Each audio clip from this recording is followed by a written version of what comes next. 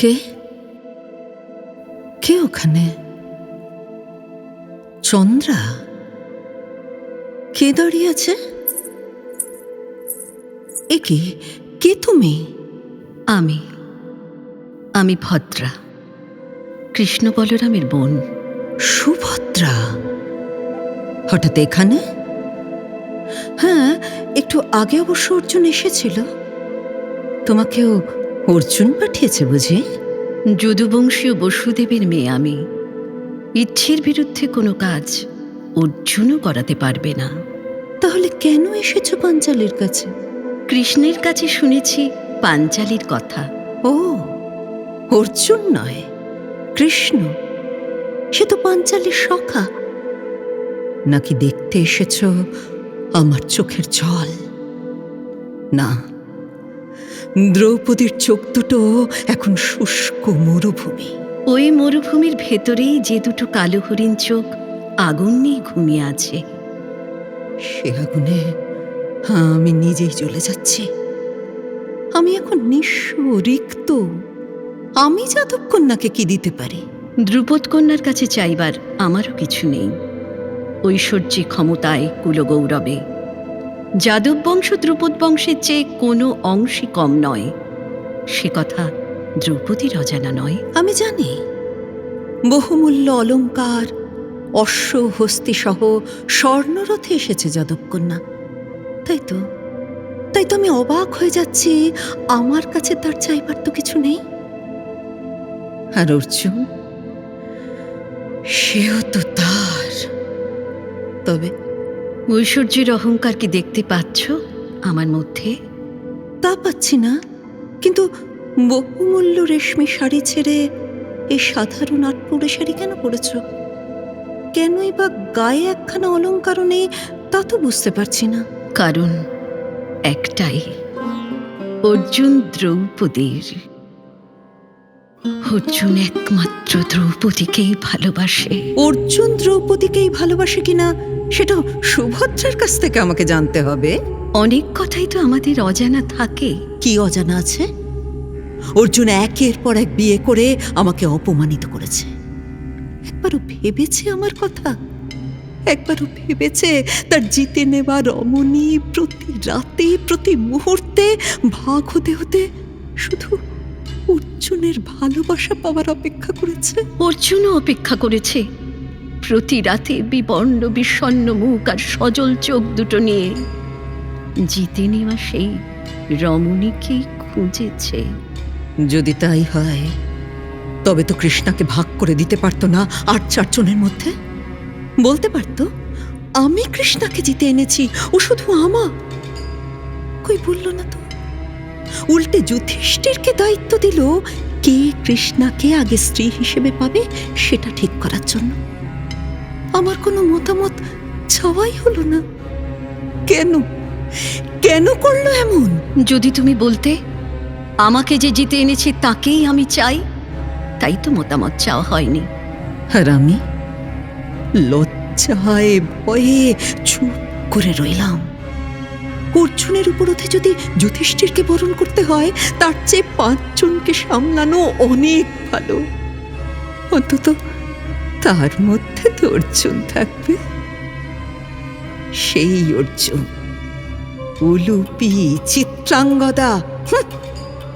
অস্ত্র শিক্ষার জন্য নাকি ওদেরকে বিয়ে করতে হয়েছিল। হয়তো ওরা কেউ অবশ্য অর্জুনের সাথে আসেনি, আসবেও না কখনো। সুভদ্রা এসেছে, তাই তো এটাও আগামী যুদ্ধে জেতার কৌশল। যুদ্ধে জেতার কৌশল? আমি কি জানি না ভেবেছ যে অর্জুন তোমাকে হরণ করেছে? হরণ করেছে সত্যি, কিন্তু হরণ করাটা ছিল সাজানো। সাজানো?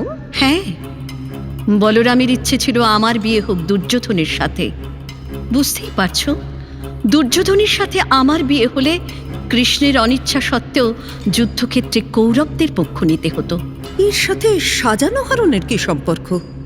এই আছিলায় অর্জুন তোমাকে হরণ করেছে, এটা আমি বিশ্বাস করতে পারবো না। অর্জুনের সাথে তোমার প্রেমের কথা কুন্তিমা, যুধিষ্ঠির সকলেই জানেন। কৃষ্ণের সঙ্গে অর্জুনকে দেখে আমার ভালো লেগেছিল। ওই ভুবন ভুলানো রূপ অর্জুনের, তাকে ভালো লাগবে না? পৃথিবীতে এমন কেউ আছে নাকি? আমাকে এ কথাগুলো বলে তোমার কি লাভ সুভদ্রা? 12 বছর পরও ইন্দ্রপ্রস্থে একা আসতে পারল না অর্জুন। পারল না, কারণ বলরাম বসুদেব ভীষণ একগুঁয়ে মানুষ। কিছুতেই অর্জুনের সাথে আমার বিয়ে দিত না। স্বয়ম্বর সভা বসিয়ে অন্য রাজাদেরকে বরমাল্য দেবার জন্য আমার উপরে চাপ সৃষ্টি করত। কৃষ্ণের নির্দেশে অর্জুন তাই আমাকে হরণ করে। তুমি একজন স্বাধীন চেতা মেয়ে, তোমাকে একজন হরণ করছে। তোমার ইচ্ছে না থাকলে তোমার রক্ষীরা তার সঙ্গে যুদ্ধ করতো না। তোমার আর অর্জুনের প্রেম ওদের অজানা ছিল না বলেই তো রক্ষীরা আসেনি। তোমার সব ধারণা ভুল বলবার স্পর্ধা আমার নেই, কিন্তু এটা ভুল ধারণা যে অর্জুন আমাকে ভালোবেসে হরণ করেছে।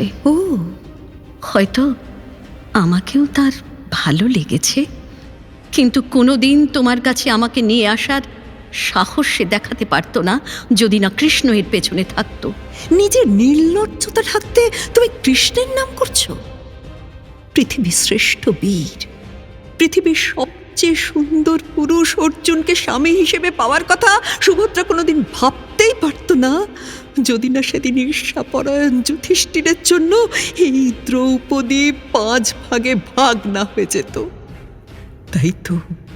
তাই তো সুভদ্রা আজ এত সাহস দেখিয়ে বলতে পারছে, দেখো দ্রৌপদী, দেখো তোমার অর্জুন যতটাই তোমার ততটাই আমার। তোমার কাছে সাহস দেখাবার কোনো স্পর্ধাই নেই আমার। কৃষ্ণের কারসাজিতেই তুমি আজ অর্জুনের সাথে আমাকে দেখছো। কৃষ্ণ আমার বন্ধু, কিন্তু তোমার তো দাদা। বারবার কৃষ্ণকে কেন দোষারোপ করছো সুভদ্রা? প্রত্যেক সোমবার রৈবতক পাহাড়ে আমি পুজো দিতে যেতাম। সবচেয়ে ভালো ঘোড়ার রথ নিয়ে কৃষ্ণ অর্জুনকে পাঠিয়ে দিয়েছিল ওই পাহাড়ের নিচে। আমি পুজো দিয়ে নেমে আসতেই অর্জুন বিদ্যুৎ বেগে আমাকে তুলে নিল রথে। ও, এটা আমি কি করে মানবো সুভদ্রা? তোমার ভয় করেনি? অর্জুনকে তুমি চিনতে পারোনি? ভয় পেয়ে চিৎকার করে রক্ষীদের ডেকেছিলাম। পর মুহূর্তেই অর্জুনকে চিনতে পেরে বলেছিলাম, এ কি করছেন আপনি? এর পরিণতি জানেন? অর্জুন বলল, পরিণতি জানবো পরে, এখন তুমি রথ চালাও। পিছনে ছুটে আসছে রক্ষীরা, ওদের সঙ্গে আমাকে যুদ্ধ করতে হবে। অর্জুনকে যুদ্ধ করতে হলো তোমাকে পাওয়ার জন্য? বীরশ্রেষ্ঠ অর্জুন যুদ্ধে জিতে এনেছে তোমাকে। কি দুর্লভ, কি মহামূল্য রমণী তুমি! স্বেচ্ছায় রথে উঠে এসে রথ চালনা করে দিলে ইন্দ্রপ্রস্থের দিকে, অথচ বলছো অর্জুনকে যুদ্ধ করতে হয়েছে। অর্জুনের কাছে আমি মহামূল্য রমণী নই হয়তো, কিন্তু এককভাবে সুভদ্রা অবশ্যই মহামূল্য রমণী। আর আমার জন্য অর্জুনকে একটি তীরও ছুটতে হয়নি। রক্ষীরা তাড়া করতেই কৃষ্ণের রথ রক্ষীদের দ্বারকায় ফিরিয়ে নিয়ে যায়। তখনও অর্জুনকে বলতে পারতে তুমি অর্জুনকে বিয়ে করতে চাও না। সব সত্যি প্রকাশ হলে যাদবরা তোমাকে সসম্মানে ফিরিয়ে নিয়ে যেত। বলরাম বসুদেব বড়জন অর্জুনকে তিরস্কার করতেন। সত্যি কথা বলতে কি, তুমি তো অর্জুনকে পেতেই চেয়েছ সুভদ্রা। আমার চাওয়া পাওয়ার কোনো কথাই আসেনি। যে মুহূর্তে আমি একজন পুরুষের স্পর্শে রথে উঠেছি, রাক্ষসমাথি তখনই তার সাথে বিয়ে হয়ে গেল আমার। বলরাম অর্জুনকে মেরে ফেলতে চেয়েছিল। হ্যাঁ? কৃষ্ণ বলরামকে বুঝিয়ে দিলেন অর্জুন কোনো সাধারণ পুরুষ নন যে ইচ্ছে হলেই তাকে মেরে ফেলা যাবে। আর অর্জুনকে কিছু বলার অর্থ পাণ্ডবদের সাথে শত্রুতা। তোমার কথা যদি সত্যি বলে ধরেই নিই, তাহলে বলো তো যুধিষ্ঠির কি করে জানলেন অর্জুন তোমাকে বিয়ে করতে চায়? কৃষ্ণ আগেই ইন্দ্রপ্রস্থে খবর পাঠিয়েছে যাতে যুধিষ্ঠির আপত্তি না করেন। যুধিষ্ঠির বিচক্ষণ, রাজনীতির খেলাটা ভুন্ডুল করে দেবেন না সেটা কৃষ্ণ জানত। 12 বছর ধরে আমি অপেক্ষা করে আছি আমার ফাল্গুনীকে একা পাওয়ার জন্য। কেন কেন কৃষ্ণ, কেন কেন এরকম করলে আমার সঙ্গে? যুদ্ধে জেতার জন্য আমাকেই বাজি রাখলে কেন? অর্জুন তোমার একারই। ছলে বলে কৌশলে অস্ত্রাগারে অর্জুনকে পাঠানো হয়েছিল, যাতে অর্জুনকে দূরে সরিয়ে দেওয়া যায়। কিন্তু অর্জুন ব্রহ্মচারীর ব্রত নিয়েও বুকের মধ্যে ভরে নিয়ে গেলেন ভ্রমর কৃষ্ণ পাঞ্চালীকেই। জানি সুভদ্রা, ওই হীন আয়োজন করেছিল যুধিষ্ঠির। প্রেম নয়, ভালোবাসা নয়, শুধু তীব্রভাবে আমাকে পাওয়ার লিপ্সা। সেদিন যদি অর্জুন থেকে যেত, যুধিষ্ঠির বলতেন অর্জুনকে, তুমি না ক্ষত্রিয় বীর। কাঁদতেও পারিনি, বিরহ বেদনা বুকে চেপে অর্জুনের চলে যাওয়া দেখেছিলাম। জানো, এক বিকেলে কালো একখণ্ড মেঘ সূর্যকে ঢেকে দিয়েছিল। সেই দিকে তাকিয়ে আনমনা অর্জুন বলে উঠেছিল, দেখো ভদ্রা, দেখো, ওই যে মেঘ দেখছো, আমার পাঞ্চালী ঠিক ওই রকম, অমনি কালো সে, আর ওই রকম রূপের ছটা তার।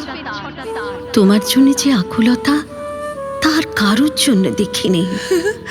তোমার কি মনে হচ্ছে হারিয়ে গেছে সব? হারায়নি, কিচ্ছু হারায়নি। অর্জুনের প্রতি তীব্র প্রেম, মুগ্ধতা, আকুলতা সব সব আছে। আমি আজও এত কিছুর পরও অর্জুনকে ভালোবাসি। আমি তোমার পা ছুঁয়ে বলছি, আমি ত্রিভুবন খ্যাত সুন্দরী দ্রৌপদীর নতুন দাসী। একে ওঠো, ওঠো সুভদ্রা। কেন অলংকার অহংকার ছেড়ে আমার পায়ে পড়ছো দাসীর পরিচয়ে? কেন? কি চাও আমার কাছে? আমি কোনো দিন তোমার অর্জুনকে কেড়ে নেব না, কোনো দিনও না। কেড়ে নিতেই পারো, অর্জুন তোমারও স্বামী। আমি দ্রৌপদীর অনুচরী হয়েই থাকতে চাই। অর্জুন আমার হবে না কোনো দিনও, আমি সেটা জানি। সুভদ্রা, তুমি চাও আমি ভালো থাকি, আর আমি ভালো থাকলে অর্জুনও ভালো থাকবে। কি গভীরভাবে ভালোবাসো অর্জুনকে। বুঝেছি, সব কিছু আজ বিসর্জন দিয়েছ শুধু অর্জুনকে ভালো রাখার জন্য। এত ভালোবাসো অর্জুনকে? অর্জুনকে পৃথিবীর সব রমণী ভালোবাসবে, সেটা তুমিও জানো। কিন্তু সুভদ্রা, তুমি এটা জানো না যে অর্জুনকে কাছের লাগে সেই আবার কত লক্ষ যোজন দূরের। তুমি আমার দাসী, অনুচরী কোনো কিছুই নও। তুমি আমার ছোট বোনটি হয়ে থাকবে আমার সঙ্গে। দিদি, সেই আশীর্বাদই করো। আশীর্বাদ করছি তোমাকে, তোমার স্বামীর যেন কোনো শত্রু না থাকে। দিদি, তবে চলো। কোথায় কোথায় যাব সুভদ্রা? ওই যে কৃষ্ণচূড়ার গাছের নিচে চোখে জল নিয়ে দাঁড়িয়ে আছে অর্জুন, তোমার অপেক্ষায়। কষ্ট হচ্ছে সুভদ্রা, আমার খুব কষ্ট হচ্ছে। আমার অর্জুনকে এইভাবে চোরের মতো দেখতে হবে সুভদ্রা? হিসেব মতো তুমি যে এখনো ভীমের স্ত্রী। তাই দিদি, তাই একবার অর্জুনের পাগল ধারা অতৃপ্তিকে তৃপ্ত করে দাও। আমি আর কৃষ্ণ পাহারায় থাকব। না না সুভদ্রা, কোনো অধর্ম দ্রৌপদী করবে না। থাক, দাঁড়িয়ে থাক অর্জুন, আরো অনন্তকাল দাঁড়িয়ে থাক। দ্রৌপদী সেই নারী যার জন্য অর্জুন ছুটে চলবে চিরকাল। কিন্তু ছুটে চলাতেও কেউ কারো হাত ছাড়বে না, ধরে থাকবে শক্ত করে, কারণ দুজনেই জানে শেষ পর্যন্ত অর্জুন শুধু দ্রৌপদী, সে আর কারো হবে না, কোনো দিনও না, দিদি, কোনো দিনও না।